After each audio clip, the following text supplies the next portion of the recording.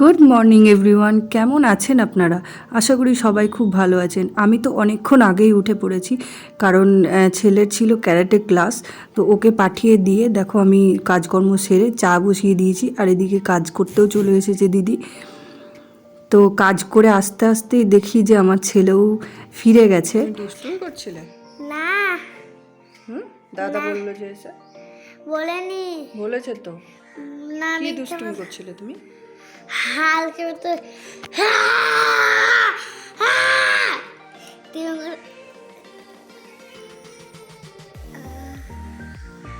অমনি করতে হয় না, কতদিন তোমাকে বলে দিয়েছি বলো, ওরম করতে হয়?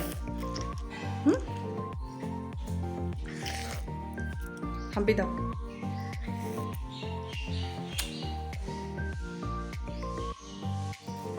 বাজে ছেলে, কিন্তু এরম করলে বাজে ছেলে হয়ে যাবে।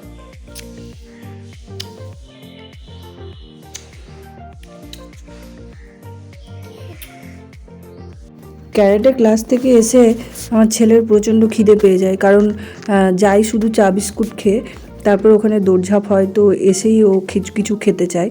তো ওকে দিচ্ছি এখন দুধ চকোস। ও দুধ চকোস খেতে খুবই ভালোবাসে। দুধটা সহ্য হয় না, কিন্তু চকোসের সাথে মিশিয়ে দিলে মোটামুটি ঠিকঠাকই কাজ হয় আর কি।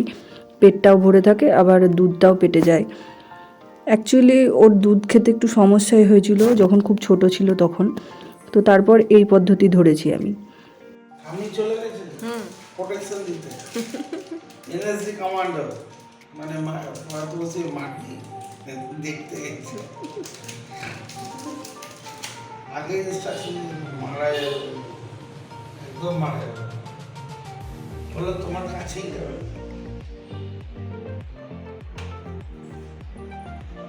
বরের জন্য চা আর জল গরম বসিয়ে দিয়েছি। ও প্রত্যেকদিন সকালবেলা উঠে জল গরম খায়। তারপর এসেছি ছেলেকে পড়তে বসাতে।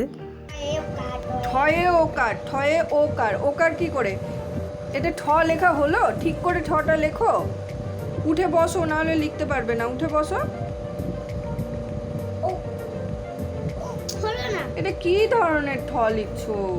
এরকম করে ঠ লেখা হয়? মাথায় টিকলি কই? মাথায় দাগ কই? হলো না। প্রথমে আগে মাথায় দাগ দাও। হ্যাঁ, দিয়ে তারপর এই এই ঠ, দিয়ে ঠয়ে ওকার লেখো। ঠয়ে ওকার কি করে? প্রথমে একার দাও একটা, গুড, দিয়ে আকার দাও, গুড। ঠয়ে ওকার ঠ। আচ্ছা, এবার ক্ষয়ে আকার লেখো, খা। ক্ষয়ে আকার খা, ওরম করে না, এখানে দাগ দাও, দিয়ে এখানে খ লেখো। ছেলেকে পড়াশোনা করিয়ে উঠে এসে বেডরুমে এসেছি যে আমার ঘরটা একটু পরিষ্কার করব বলে। এত জামা কাপড় জমেছে না কয়েকদিন ধরে, শুধু জামা কাপড় পরেছি আর খুলে ভাঁজ করে রেখে দিয়েছি। মানে সেগুলোকে আর সামলানোও হয়নি, আলমারিতে ভরে গুছিয়ে ভাঁজ করে রাখা সেগুলোও হয়নি। তো সেটাই করছিলাম। তারপর আবার চলে এসেছি রান্নাঘরে। দেখো বসিয়ে দিয়েছি সাবুর খিচুড়ি, কারণ আজকে মা সোমবার করেছে, সাবুর খিচুড়ি খাবে। আমাদের সবারই ভাত হচ্ছে, আর মা একা খাবে সাবুর খিচুড়ি।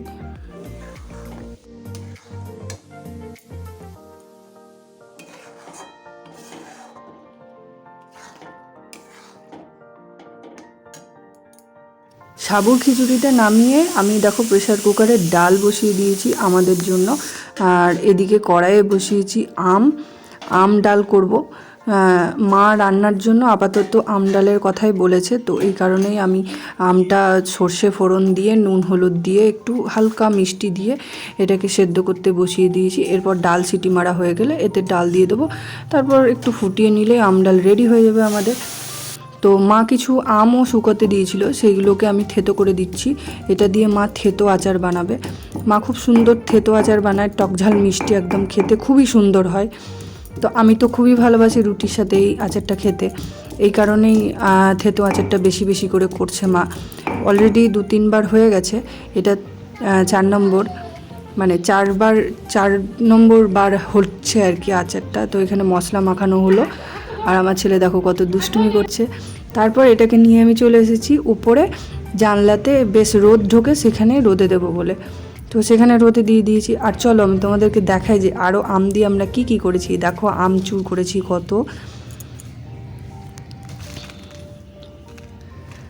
এগুলো মোটামুটি কুশি আমি, কিন্তু তাও আমচুর খেতে খুবই ভালো লাগে।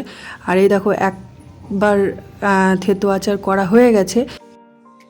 হে হ্যালো এভরিওয়ান, তো তোমাদের সাথে সকাল থেকে একদমই কথা বলার সময় হয়নি, তো এতক্ষণে জাস্ট আমি একটু সময় পেলাম। এখন আমি এসেছি উপরের ঘরগুলো ঝাঁট দেবো, মুছবো, একটু পরিষ্কার পরিচ্ছন্ন করবো আর কি। আমার ঘরের অবস্থাটা দেখো, সব জামা কাপড় গুছিয়ে গুছিয়ে রাখা আছে, কিন্তু ভরা আর হয়নি, অনেক দিন থেকে পড়ে আছে, মানে একটার পর একটা অনুষ্ঠান এসেছে, জামা কাপড় পরেছি, সেগুলোকে কেচেছি, ভাঁজ করে রেখে দিয়েছি, ভরা আর হয়নি। তো সেটা আমি ভাবছিলাম যে আজকে এটা গুছিয়ে দেবো, কিন্তু জানি না পারবো কি না। আপাতত আমি খাটের উপর রেখেছি যাতে চোখে পড়ে, যাতে আমি গোছানোর জন্য আমি একদম প্রস্তুত হতে পারি, সেই জন্য একদম চোখের সামনে রেখেছি। দেখি কি করা যায়। তার আগে আমি ঘরটা ঝাঁট দিয়ে নেব, মুছে নেব, নিজে চান করব, তারপর এদিকে আসবো।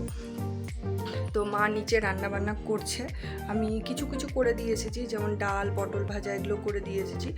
আর বাকি থাকছে আলু পোস্ত, চাটনি, সেগুলো করবে মা নিজেই, ভাত বসাবে। যাই হোক, তো সারাদিন আমি কি কি করছি কি না করছি সেটা আমি তোমাদের সাথে তুলে ধরার চেষ্টা করছি। দেখা যাক যে আমি কতটুকু কি করতে পারি, তোমাদের সামনে তুলে ধরতে পারি। তো চলো দেখতে থাকো, পুরো ব্লগটা দেখো আমার।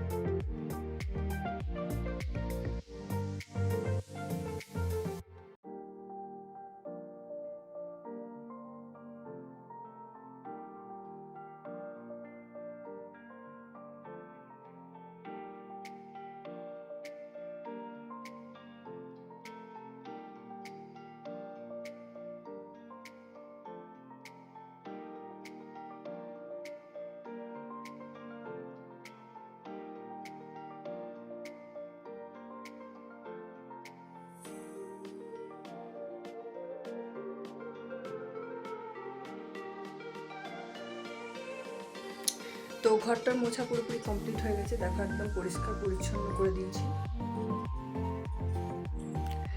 তো অলরেডি 1টা বেজে গেছে, আমি স্নানটা সেরে নিই, খাওয়া দাওয়া তো করতে হবে। ওইদিকে বাবা খেতে বসে গেছে, ছেলেও খেয়ে নিয়েছে, এখন আমরা 3জন বাকি আছে। আমি চান করে গেলে তখন আমরা 3জনে খেতে বসবো।